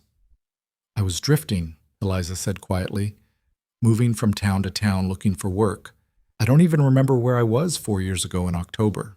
Patterson sighed. That's the problem. He's chosen his timing carefully, years ago, when your memory's hazy, when you can't prove your whereabouts. And he's got everything documented, witnessed, filed properly. Fighting this would require disproving every piece of his evidence, and that takes time, money, and resources you don't have. So what do we do? Rhett's voice was dangerous. You could fight it. Go to territorial court. But Mr. Harlan's reputation precedes him. He's wealthy, connected, and he doesn't lose legal battles. Best case, you spend everything you have and years in litigation. Worst case, you both end up in prison, and he gets what he wants anyway. They left the lawyer's office with no answers and a growing sense of doom. That night, they lay in bed holding each other. Not sleeping, just holding on. I won't let him take you, Rhett said into the darkness. If we fight and lose, they'll put you in prison, or worse. I don't care. I care. She turned to face him. I can't lose you, Rhett. I can't be the reason you end up dead or imprisoned. So what? You just go with him, let him take you. I don't know what to do. He pulled her closer, his arms tight around her. She could feel his heart hammering against her cheek. There has to be a way, he said. There has to be. But neither of them could see it. Friday arrived too fast. Victor returned in the afternoon with his men and his cold smile and his forged documents. They found Rhett and Eliza in the yard, standing close together like soldiers preparing for battle. They knew they couldn't win. Have you made your decision? Victor asked. The documents are fake, Eliza said. I never signed them. I never married you. So you're choosing to fight this in court? We're choosing the truth. The truth is whatever the law says it is, and the law says you're mine. Victor's smile faded. Last chance, Miss Vale. Come with me now. We'll annul your illegal marriage, you'll fulfill the terms of our contract, and Mr. Calloway walks away unscathed. Refuse, and I'll have you both arrested before sundown. Rhett's hand found Eliza's. His grip was so tight it almost hurt. You don't have to do this, he said softly, just to her. We'll fight. We'll find a way.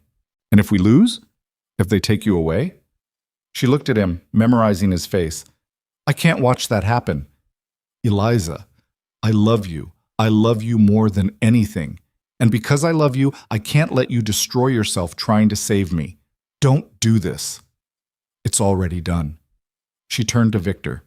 I'll come with you, on 2 conditions. Victor raised an eyebrow. You're not in a position to negotiate. First, you leave Rhett alone. No charges, no harassment, nothing. You got what you wanted. Let him be. And second, I want time to say goodbye. 1 hour. Then I'll leave with you. Victor considered this. Agreed. 1 hour. But my men stay here to make sure Mr. Calloway doesn't do anything foolish. Rhett's face had gone white. Eliza, no, don't do this. I have to. She pulled him toward the house, away from Victor's hearing. Her voice dropped to a whisper. Listen to me. I'm going with him, but I'm not giving up. Neither are you. What are you talking about? You find a way to prove those documents are fake. You get a real lawyer. You gather evidence. And you come get me. She gripped his arms. I'm not letting him win. But if we fight now, we both lose. This way, at least you're free to keep fighting. He could kill you. He could hurt you. I can't. You can. You will. Because you're Rhett Calloway and you don't quit. She kissed him hard, desperate. I still believe in you. In us. Find a way. Inside the house, away from watching eyes, they held each other. Rhett was shaking with rage and grief. I'll come for you, he said. However long it takes. Whatever it costs. I'll come for you. I know. I love you. I love you too. The hour passed too fast and not fast enough. When it was done, Eliza packed a small bag with shaking hands. Rhett tried 3 times to convince her not to go, and each time she held firm because she knew if she wavered, they'd both shatter. Outside, Victor was waiting. His men had brought a carriage, elegant, expensive, completely out of place in the Montana mountains. Eliza climbed in, her bag clutched in her hands. Through the window, she looked at Rhett standing in the yard of the ranch they'd built together. He looked destroyed, hollowed out. She mouthed the words, "Come find me." He nodded once. The carriage pulled away, and Eliza watched through the back window until the ranch disappeared from sight. Only then did she let herself cry. Victor sat across from her, his expression satisfied. "You made the right choice," he said.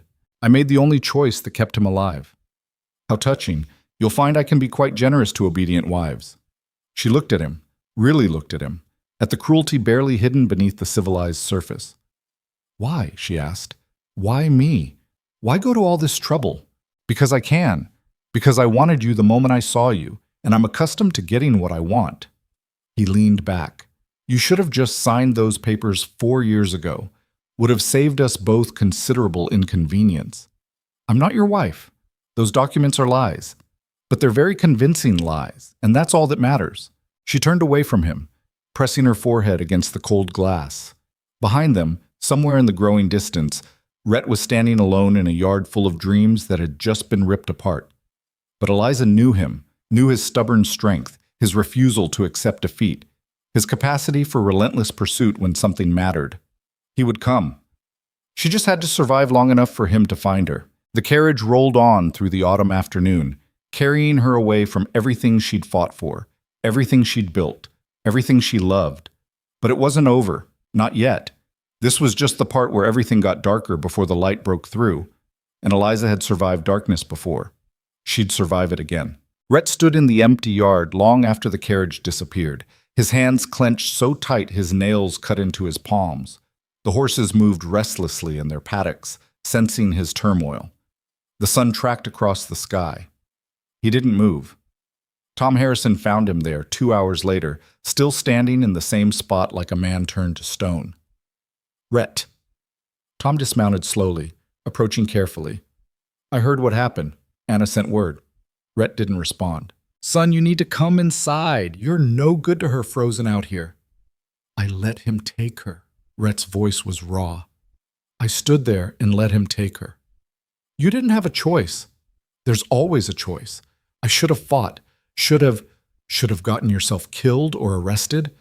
That what Eliza would want?" Tom gripped his shoulder. "She made a sacrifice to keep you free.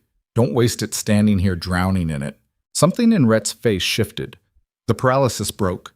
He turned to Tom with eyes that held a kind of focused fury that was more frightening than rage. "I need a lawyer, a real one. Someone who can take apart forged documents and isn't afraid of men with money. That's going to cost. I'll sell everything if I have to. The cattle, the horses, the ranch, all of it. Let's not get ahead of ourselves." Tom steered him toward the house. "First, we think. Then we plan. Then we move." Inside, Tom made coffee while Rhett paced like a caged animal.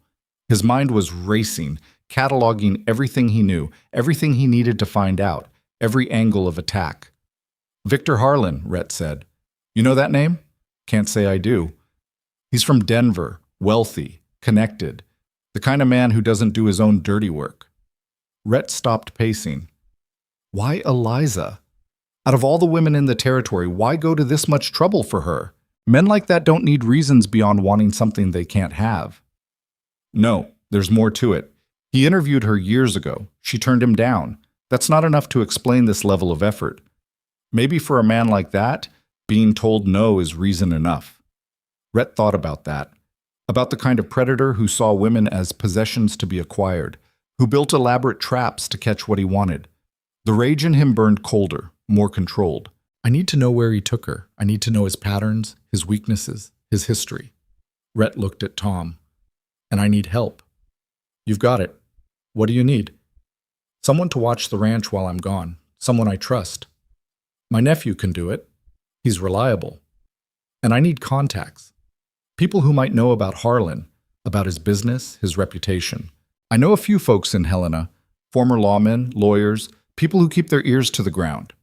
Tom pulled out a small notebook, started writing names. "This one here, Marcus Chen, Anna's cousin. He works in the Territorial Records Office. If there's paper trail on Harlan, Marcus can find it." That's a start. They spent the next hour planning. Tom would spread word through his network, gather information, find out everything they could about Victor Harlan. Rhett would ride to Helena, talk to lawyers, see what it would take to prove the documents were fraudulent. But even as they planned, Rhett's mind was on Eliza, on what she might be enduring, on how terrified she must be. He'd promised to come for her. He'd keep that promise if it killed him. The next morning, before dawn, Rhett saddled Bear and prepared to leave. He stood in the barn, looking at the horses they'd brought in together, the dream they'd been building. Everything felt hollow without her. Anna Chen arrived just as he was mounting up. She had a bundle of food, a thick coat, and an expression that said she wasn't taking no for an answer. "You'll need supplies," she said, "and you'll need this." She handed him a leather pouch. Inside was money, more than he'd expected. "Anna, I can't." It's from everyone in Miller's Bend who actually has a brain in their head. People who've watched you two build something real. People who know that Bastard Harlan is up to something wrong. She closed his hand around the pouch. "Bring her home, Rhett, and don't you dare get yourself killed doing it." "I'll do my best." "Your best better be enough." He rode out as the sun broke over the mountains, pushing Bear hard toward Helena.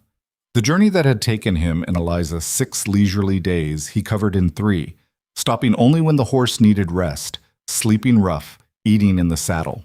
Helena was bigger than Miller's Bend, dirtier, full of territorial offices and businesses, and the kind of people who came west looking for opportunities to exploit. Rhett found Marcus Chen in a cramped office full of file cabinets and the smell of old paper. Marcus was younger than Rhett expected, maybe 30, with sharp eyes and the methodical air of someone who understood that details mattered. "Tom sent word you were coming," Marcus said. "Anna's cousin. I owe her family, so I'll help. What do you need?" "Everything you can find on Victor Harlan. Property records, business dealings, legal filings, especially anything related to marriage certificates or contracts signed in the last 5 years. Marcus pulled out a notebook. "Harlan, yeah, I know that name. He's filed a lot of paperwork through here. A lot of property acquisitions. Always legal, always clean. Too clean, if you know what I mean." "What do you mean?" "I mean the kind of clean that suggests someone's very good at covering tracks. But give me a few days, I'll dig." "I don't have a few days." "Then I'll work fast." Marcus met his eyes. "Anna said this was about your wife. Said Harlan's claiming she's his. With forged documents." "Then we prove they're forged. Leave it with me."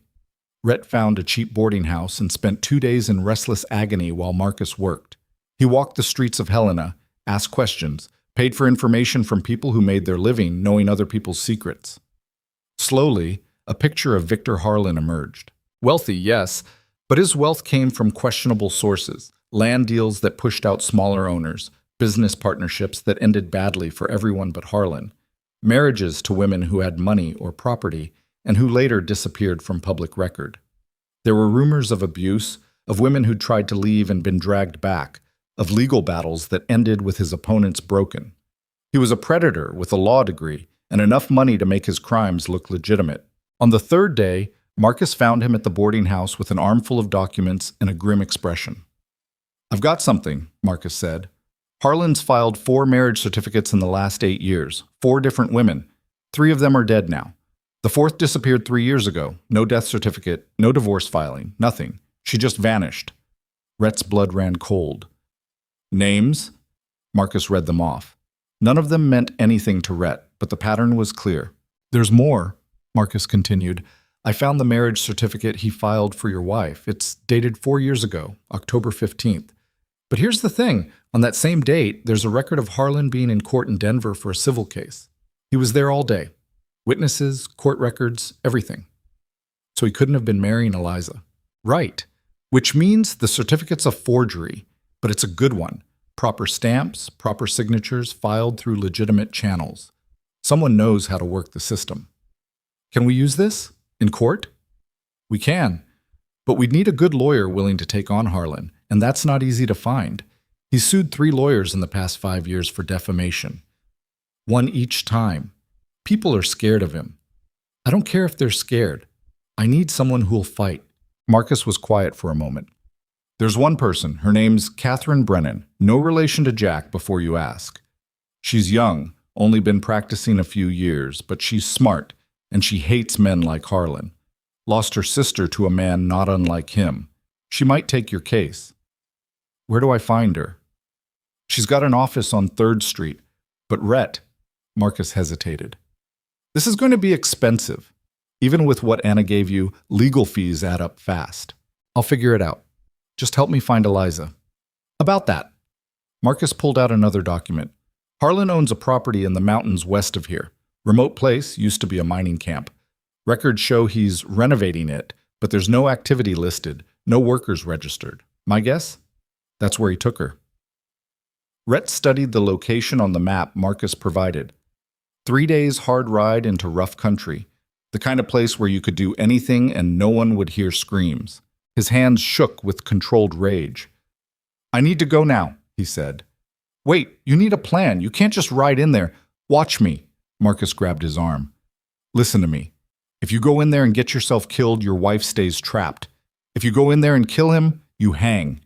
Either way, she loses. You want to save her? Do it smart. Rhett forced himself to breathe, to think. Marcus was right. What do you suggest? Get the lawyer first. File the case. Establish legal grounds for questioning the marriage. Then, when we have that foundation, we move on Harlan. We bring the sheriff. We bring witnesses. We do this by the book so it sticks. That could take weeks. Or rushing in could get you both killed in days. Your choice. Rhett wanted to break something, wanted to ride straight to that mountain property and tear Victor Harlan apart with his bare hands. But Eliza's voice echoed in his memory. Find a way. Be smart. All right, he said finally. The lawyer first. But we move fast. Catherine Brennan's office was small but organized, the walls lined with law books and the desk covered in case files. She was younger than Rhett expected, maybe 28, with auburn hair pulled back and eyes that assessed him immediately. Mr. Calloway, Marcus said you'd be coming. She gestured to a chair. Tell me everything. He did. Start to finish. The notice, Eliza's arrival, their marriage, Victor's appearance with forged documents, Eliza's sacrifice. He left nothing out, even the parts that made him look weak, that made him look like he'd failed her. When he finished, Catherine was quiet for a long moment. I'll take your case, she said finally, but I need you to understand what you're up against. Victor Harlan has money, connections, and a history of winning. He's also dangerous. The women who crossed him either disappeared or died. I know. And you're still willing to fight him? I'd fight the devil himself if he took my wife. Good. Because that's basically what we're doing.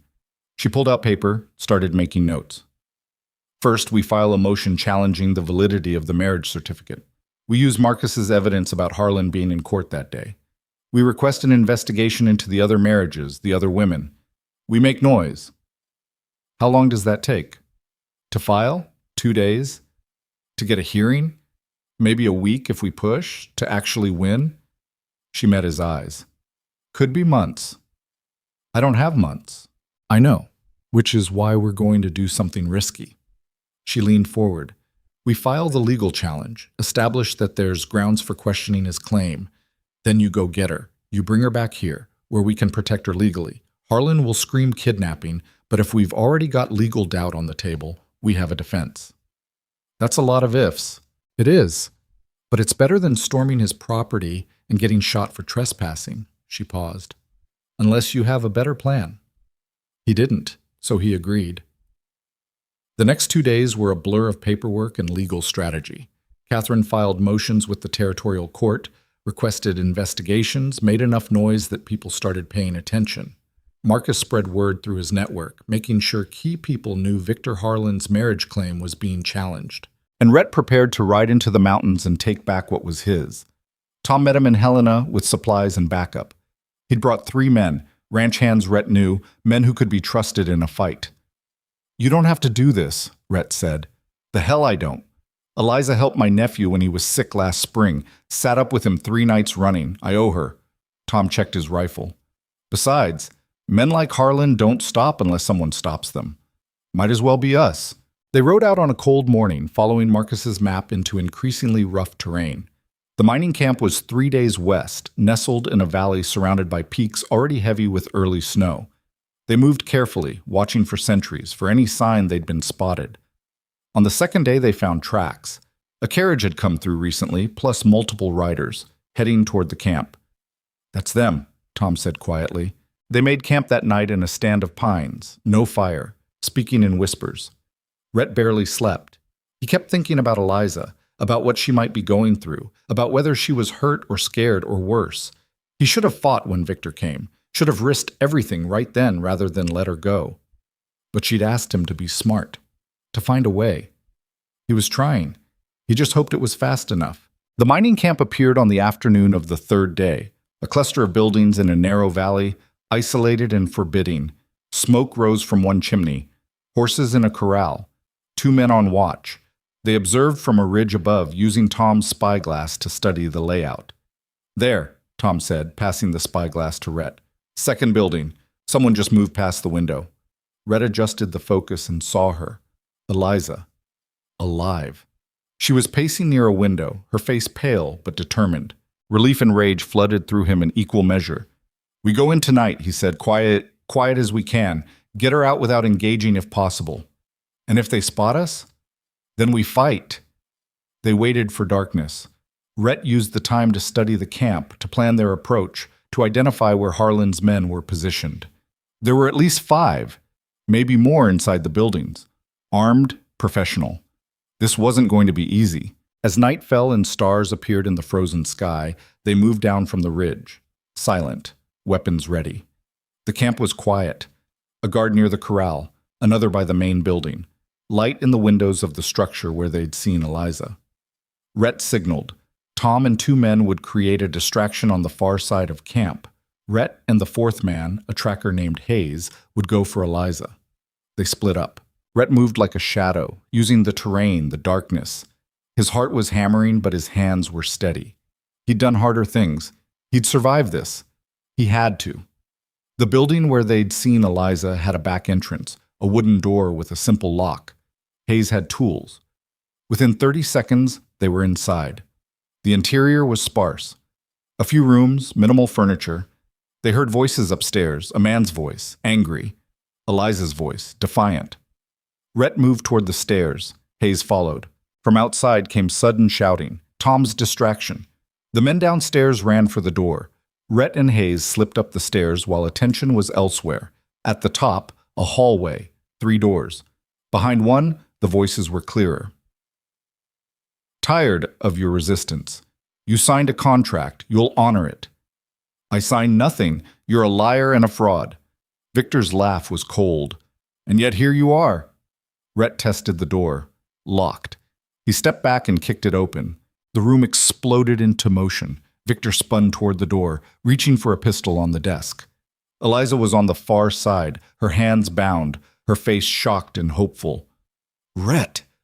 Victor grabbed her, using her as a shield, the pistol pressed against her side. "One more step and I shoot her," Victor said. Rhett froze.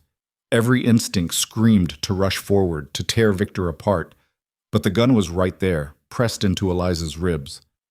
"Let her go," Rhett said quietly. "This is over." "Over? I don't think so. You're trespassing on my property, attempting to steal my wife. I'd be well within my rights to shoot you both." "She's not your wife. The marriage certificate is forged. You were in Denver court the day it was supposedly signed. We have proof." Something flickered in Victor's eyes. Surprise. Calculation. "That's impossible. I covered—" He stopped himself. "Covered your tracks?" "Not well enough." Rhett took a careful step forward. "We filed legal challenges. We have witnesses. We have evidence. Every lie you've built is coming apart.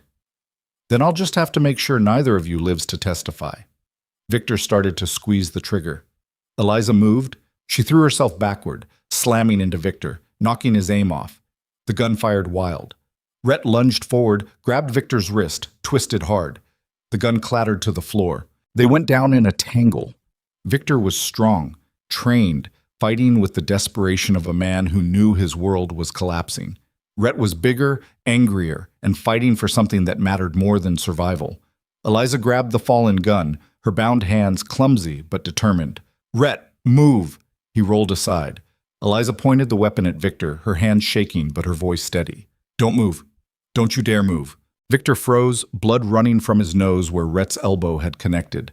Hayes appeared in the doorway. his rifle trained on Victor. "We got trouble outside. Tom's group is pinned down." "Tie him up," Rhett said, moving to Eliza. He cut the ropes binding her wrists, pulled her close. "Are you hurt?" "No, I'm fine.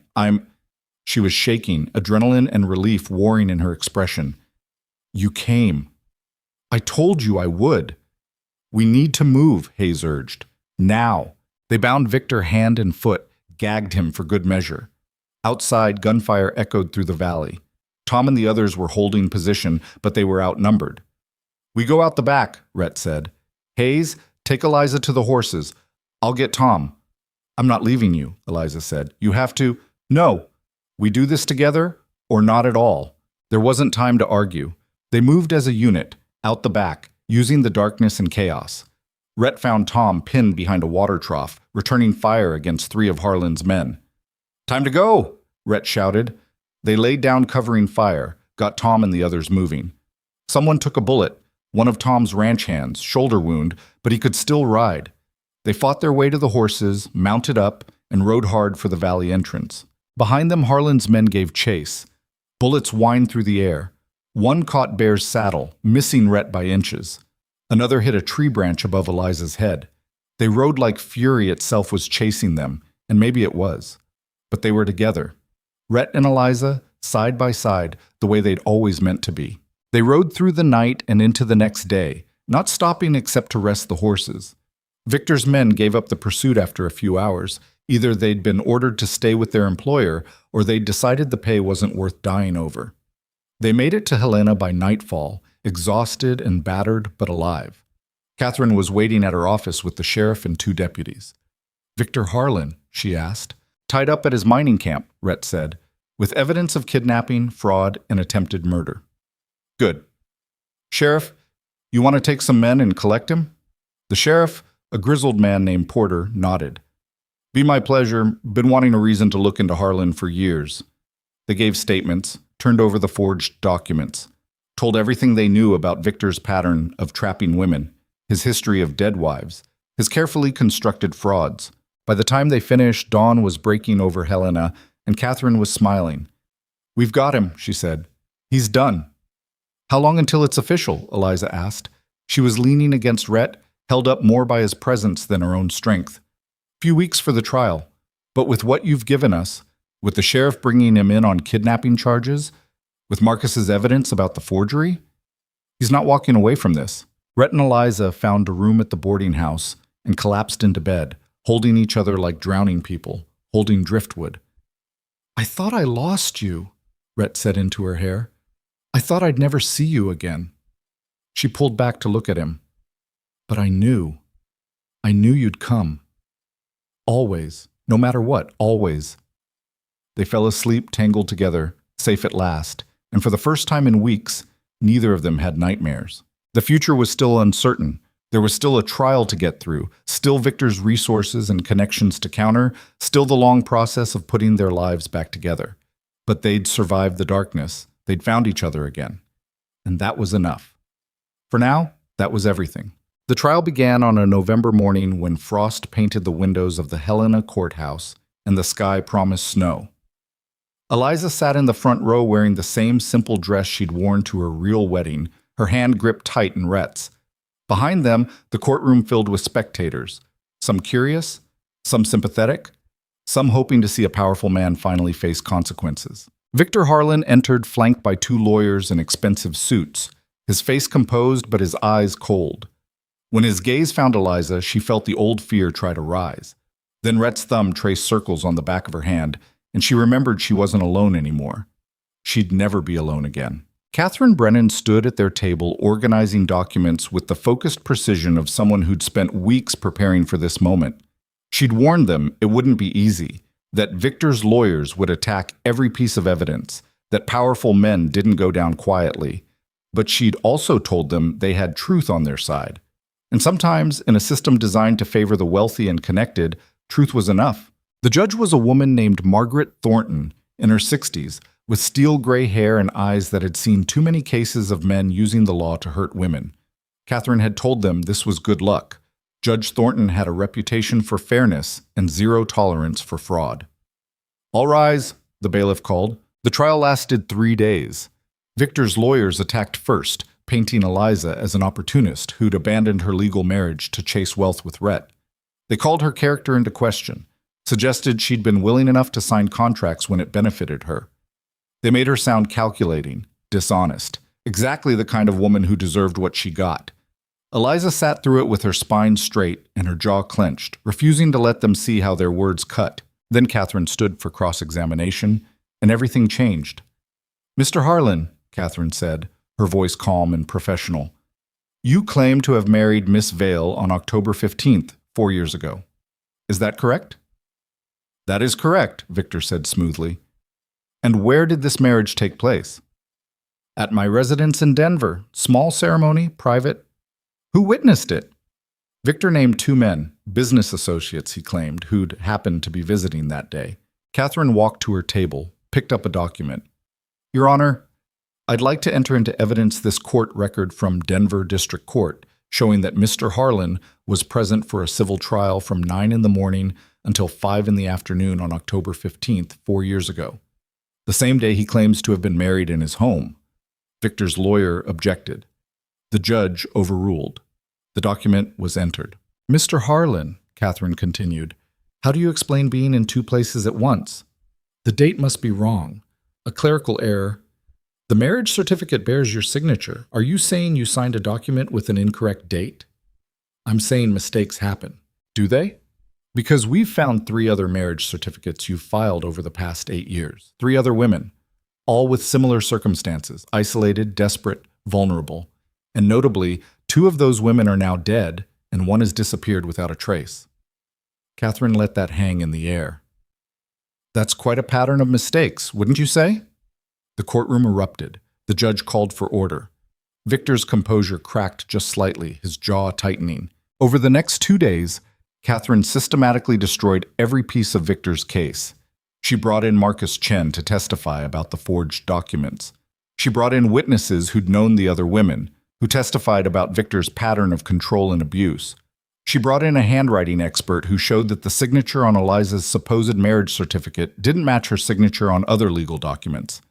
And she brought in Eliza herself. Eliza had been terrified of testifying, of having to stand in front of all those people and tell her story, knowing Victor's lawyers would try to tear her apart.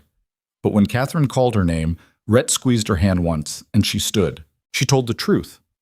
About the interview in Denver, about the feeling that something was wrong, about walking away. About the years of working and surviving and being alone. About answering Rhett's notice and building a life that finally felt like hers. About Victor appearing with his lies and his forged papers and his threats. Victor's lawyers tried to rattle her, suggested she was lying to protect her illegal marriage, implied she'd known exactly what she was signing years ago and was simply having regrets now. "I signed nothing," Eliza said, her voice steady despite her shaking hands. "And I have regrets about many things in my life, but marrying Rhett Calloway isn't one of them. The only thing I regret is that the law allowed a man like Victor Harlan to trap women for years before anyone stopped him." When she stepped down, she saw tears in the eyes of several women in the gallery. She saw Judge Thornton nod slightly, as if Eliza had confirmed something the judge already believed. And she saw Victor staring at her with barely concealed rage. The closing arguments came on the 3rd day. Victor's lawyers made their case, that this was a misunderstanding, that at worst there were clerical errors, that their client was a respected businessman being targeted by people looking for money and attention.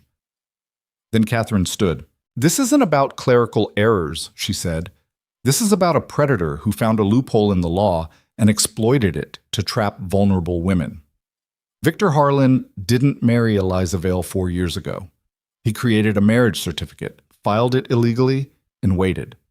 Waited until she'd built something, until she'd found happiness, until she had something worth taking. And then he used the law itself as a weapon to claim ownership of a human being." She turned to face the courtroom. "The evidence is clear. The marriage certificate is fraudulent. The contract is fraudulent. Mr. Harlan has a documented history of this exact pattern with other women, women who are now dead or missing. If we allow this to stand, we're saying that money and connections matter more than truth, that women are property to be claimed by whoever has the best forged documents." Catherine looked at the judge. Eliza Vale married Rhett Calloway legally and willingly. That is the only marriage this court should recognize. Everything else is fraud, kidnapping, and attempted control of another human being. And Victor Harlan should face consequences for every single crime he's committed. The courtroom was silent when she sat down. Judge Thornton didn't deliberate long. She returned after less than an hour, and everyone stood as she took her seat. "I've reviewed all the evidence presented in this case," she said, "and I've rarely seen such a clear pattern of fraud and manipulation. The marriage certificate filed by Mr. Harlan is hereby declared invalid and fraudulent. The marriage between Eliza Vale and Rhett Calloway is recognized as legal and binding. Furthermore, I'm ordering a criminal investigation into Mr. Harlan's other marriages and the circumstances surrounding the deaths and disappearance of those women." Victor stood, his face twisted with rage. "You can't—" "Sit down, Mr. Harlan. I'm not finished." Judge Thornton's voice could have cut steel. "You used the legal system to terrorize and control women. You manufactured documents, you manipulated records, and you did it all with the arrogance of someone who believed their wealth would protect them from consequences. It won't. Not in my courtroom." She nodded to the sheriff. "Mr. Harlan is to be taken into custody pending criminal charges of fraud, kidnapping, and suspicion of murder. Bail is denied." The courtroom erupted again. Victor shouted threats as deputies surrounded him. His lawyers protested, but Judge Thornton's gavel came down like thunder, and Victor Harlan was led away in chains. Eliza couldn't breathe, couldn't quite believe it was over. She turned to Rhett, and his arms came around her, solid and real. "It's done," he said into her hair. "He can't hurt you anymore." She was crying, she realized.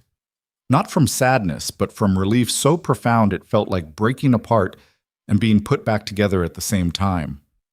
They walked out of the courthouse into afternoon sunlight, and the town of Helena seemed brighter somehow. Catherine followed them out, looking exhausted but satisfied. "That was the easiest victory I've had against a man like that," she said. "Usually they have just enough political cover to slip through. But Harlan made mistakes, got too confident." "What happens now?" Rhett asked. "Now? The territorial prosecutor takes over. They'll investigate the other women, build cases. Harlan's going to prison for a long time if he doesn't hang first." Catherine looked at Eliza. "You're free. Completely, legally free. Your marriage to Rhett stands. No one can challenge it." "Thank you," Eliza said, "for fighting for us. Thank you for being brave enough to testify. Women like you make it possible to stop men like him." Catherine shook both their hands. "Now go home. Build that ranch. Live the life he tried to take from you." They rode back to Miller's Bend the next day, taking their time, letting the horror and tension of the past weeks drain away with each mile. The valley looked different somehow, more beautiful, more precious, like something that had almost been lost and was being seen clearly for the first time after getting it back. Tom met them at the ranch with good news and bad news. The good news was that the horses were fine, the cattle were fine, everything had held together in their absence. The bad news was that word of the trial had spread, and Jack Brennan had apparently decided this was his moment to make a move. "He came by 3 days ago," Tom said. "Wanted to make an offer on your land. Said with all your legal troubles, you'd probably want to sell cheap and get out while you could." Rhett's jaw tightened. "What did you tell him?" "Told him to go to hell, politely. Then less politely when he didn't take the hint." "He's going to be a problem," Eliza said. "Let him try," Rhett said. "We just took down Victor Harlan. I'm not scared of Jack Brennan." But they were careful. They kept weapons close, kept watch at night, made sure someone always knew where they were. And they kept building. The first foal was born in April, right as winter finally released its grip on the valley. A filly, long-legged and strong, with her mother's good conformation and her father's steady temperament. Rhett and Eliza stood in the barn at dawn watching the newborn struggle to her feet, and something cracked open in both of them. This was why they'd fought. This moment. This future. "She's perfect," Eliza whispered. "She's a start," Rhett said. "First of many."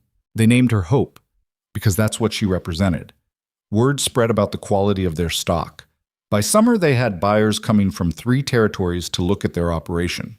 Ranchers and farmers who needed good working horses, who'd heard about the Calloways breeding for intelligence and soundness rather than just beauty. The business grew. Not overnight, not smoothly, but steadily. Each sale led to another, Each satisfied buyer told others. By the second year, they had a waiting list. Jack Brennan tried twice more to interfere. First with rumors, telling people the Callaways were unreliable, that their stock wasn't sound. But the horses themselves proved the rumors wrong. Then with more direct sabotage, cut fences, poisoned water. But Rhett and Eliza had learned from the first time. They had allies now, people watching, people who reported suspicious activity. When Jack's ranch hand was caught cutting their fence, the sheriff got involved. Jack backed off after that, apparently deciding they weren't worth the trouble. 3 years after Victor Harlan went to prison, Frontier Hope Ranch was thriving. 30 horses, half of them breeding stock, the rest young animals in training, a new barn, expanded paddocks, a bunkhouse for the 2 hands they'd hired to help with the work, and a baby. Eliza discovered she was pregnant in late summer. She'd suspected for a few weeks but hadn't said anything, afraid to hope, afraid it wasn't real. When she finally told Rhett, he went very still. "Say that again," he said. "I'm pregnant. We're having a baby." He pulled her into his arms so tight she could barely breathe. "We're having a baby," he repeated, like he needed to hear himself say it to believe it. The pregnancy was hard. Eliza was sick for months, and the work of the ranch didn't stop just because she felt like death. But Rhett adjusted everything, took on more himself, hired additional help. And on a February morning, while snow fell soft and quiet outside, their son was born. They named him Thomas, after Tom Harrison, who'd stood by them when everything fell apart. Eliza held her son and looked at Rhett holding them both, and thought about the girl who'd walked 9 miles through the snow to answer a notice no one believed in. That girl had been scared and alone and desperate. This woman was none of those things. The ranch continued to grow. By the 5th year, they had 50 horses and buyers across 4 territories. They'd proven what Rhett had always believed, that there was a market for quality working horses bred with intelligence and care. Other ranchers started copying their methods, but by then the Callaway name meant something.